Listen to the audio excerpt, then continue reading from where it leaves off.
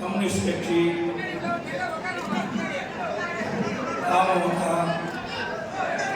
திமுக இந்த கட்சியிலிருந்து விலகி இன்றைய தினம் அனைத்து இந்திய அண்ணா திராவிட முன்னேற்ற கழகத்தில் தங்களை இணைத்துக் கொள்கின்ற விழா நிகழ்ச்சியிலே பங்கு பெற்று சிறப்பித்துக் கொண்டிருக்கின்ற கழகத்துடைய அவைத்தலைவர் மரியாதைக்கு அண்ணன் கலைஞர் விஷயம் அவர்களே, இந்த விழா சீரோடு சிறப்போடும் நிகழ்ச்சியோடு நடைபெற்றுவதற்கு அடித்தளமாக வேண்டிய மண்ணில் மைந்த முன்னாள் அமைச்சர், அமைப்பு செயலாளர், மாவட்ட செயலாளர், சட்டமன்ற உறுப்பினர் மரியாதைக்கு வயசு மணியன் அவர்களே, எனது அருமை நண்பர் மாவட்ட கழக செயலாளர் முன்னாள் எம்எல்ஏ சகோதரர் திரு பவுன்ராஜ் அவர்களே, முன்னாள் அமைச்சர் மரியாதைக்கு ஜீவானந்தம் அவர்களே, அமைப்பு செயலாளர் மரியாதைக்குரிய முன்னாள் எம்எல்ஏ சோழர் ஆசிரியர் அவர்களே, முன்னாள் எம்எல்ஏ அறிவிச்சவர் திரு ராதாகிருஷ்ணன் அவர்களே, முன்னாள் எம்எல்ஏ பாரதி அவர்களே, முன்னாள் எம்எல்ஏ ராமநாதன் அவர்களே மற்றும் நகரச்சேவல் தங்க கதிரவன் அவர்களே, இந்த இணைப்பு விழா நிகழ்ச்சியிலே கலந்து கொண்டு சிறப்பித்துக் கொண்டிருக்கின்ற அசோக்குமார் அவர்களே, நாகப்பட்டினம் மாவட்டத்தினுடைய மாவட்ட கழக நிர்வாகிகளே, சாதகுன்ற மாவட்ட பொறுப்பாளர்களே, ஒன்றிய கழக செயலாளர், நகர கழக செயலாளர், பேருலக செயலாளர்களே, உள்ளாட்சி பகுதிகளிலே முன்னாள் கூடுதல் சட்ட நிர்வாகிகளே, கழகத்திலே பல்வேறு பொறுப்புகளை வைக்கின்ற நிர்வாகிகளே,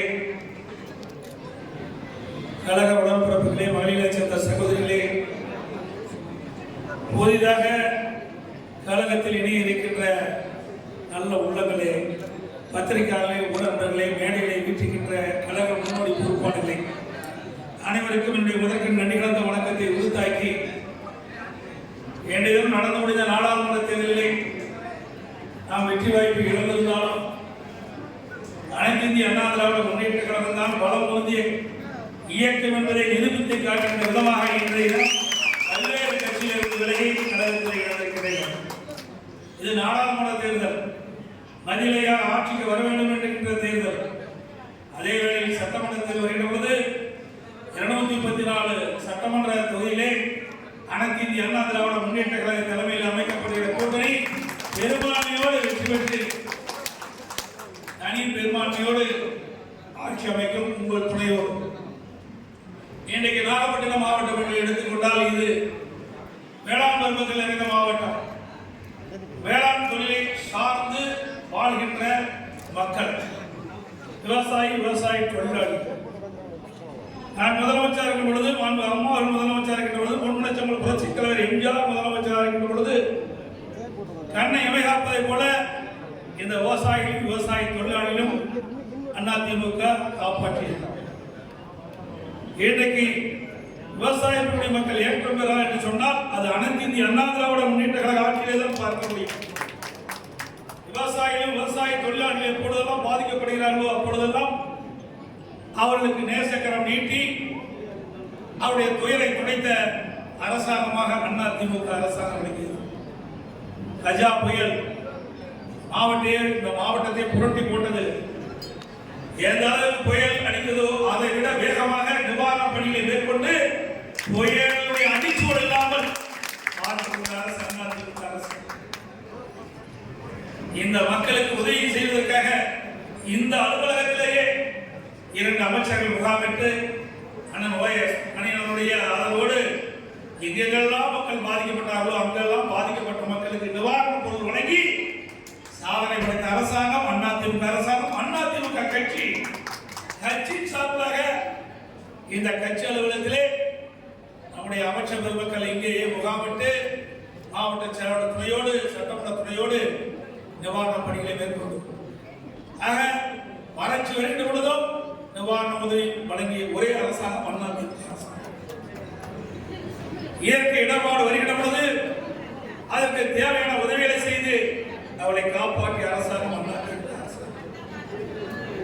இன்றைக்கு டெல்டா மாவட்டத்தில் இருக்கிற விவசாயிகள் அச்சப்பட்டு தன்னுடைய நிலம் பறிபோய்விடுவோம் என்ற அச்சத்தில் இருந்த நேரத்தில் அம்மாவுடைய அரசு அவருடைய எண்ணங்களை நிறைவேற்றுகின்ற விதமாக பாதுகாக்கப்பட்ட வேளாண் மண்டலமாக டெல்டா மாவட்டத்தை அறிவித்து சட்டமைக்கப்பட்ட அமல்படுத்தப்பட்ட இந்த விவசாயிகளுடைய நிலம் பறிபோகாமல் பாதுகாக்கப்பட்ட அரசாங்கம் அண்ணாதிமுக.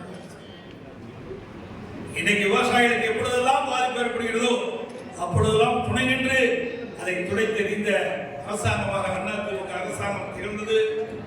அண்ணாமலை சொல்லியதை போல விவசாயி வாங்கிய கூட்டுறவு சங்கத்திலே விவசாயி வாங்கிய பயிர்கடன் 2 முறை ஒரே 5 ஆண்டு தள்ளுபடி செய்த ஒரே அரசாங்கம் அதிமுக அரசாங்கம்.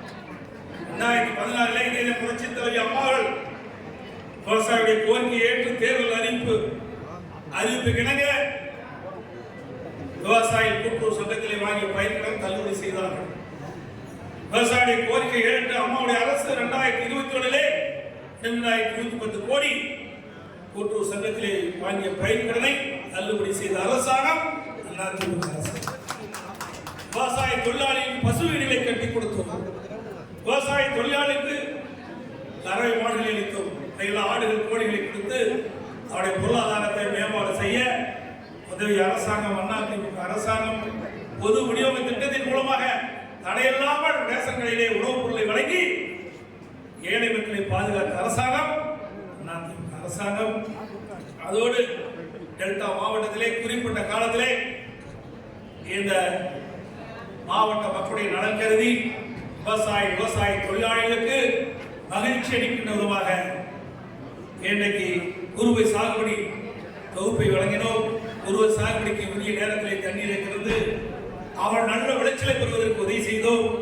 அந்த குறுவை சாகுபடி செய்த விவசாயிகள் பாதுகாக்கின்ற விதமாக பயிர் காப்பீட்டு திட்டத்திலே சேர்க்கப்பட்டு அந்த விவசாயிகள் பாதிக்கப்படுகின்ற பொழுது பயிர் காப்பீட்டு திட்டத்திலே உதவி பெறுகின்ற விதத்திலே உதவி செய்த அரசாங்கம் அதிமுக அரசாங்கத்தை இந்த நேரத்திலே கோரிக்கை காட்டி அண்ணன் சொல்லியது போல நாகப்பட்டினம் மாவட்ட மக்கள் ஏழை மக்கள் விவசாய தொழிலாளர்கள் அவர்களுக்கு உயர்தர சிகிச்சை அளிக்க என்பதற்காக அம்மாவுடைய அரசின் சார்பாக மருத்துவக் கல்லூரி மருத்துவமனையை கொண்டு வந்து சாதனை படைத்து இந்த ஏழை எளிய மக்களுக்கு தனியார் மருத்துவமனையில் கொடுக்கின்ற சிகிச்சையை விட நம்முடைய அரசு மருத்துவக் கல்லூரி மருத்துவமனையிலே சிறப்பான சிகிச்சை அளிக்கக்கூடிய சூழ்நிலையை உருவாக்கி தந்த அரசாங்கம் அதிமுக அரசு என்பதை இந்த நேரத்தில் நினைவு கூர்ந்து இன்றைக்கு பல்வேறு கட்சியிலிருந்து விலகி இன்றைய தினம் அனைத்து அண்ணா திராவிட முன்னேற்ற கழகத்தில் இணைந்த அத்தனை நல்ல உள்ளங்களுக்கும் என்னுடைய வாழ்த்துக்களை தெரிவித்துக் கொள்கிறேன். நன்றி.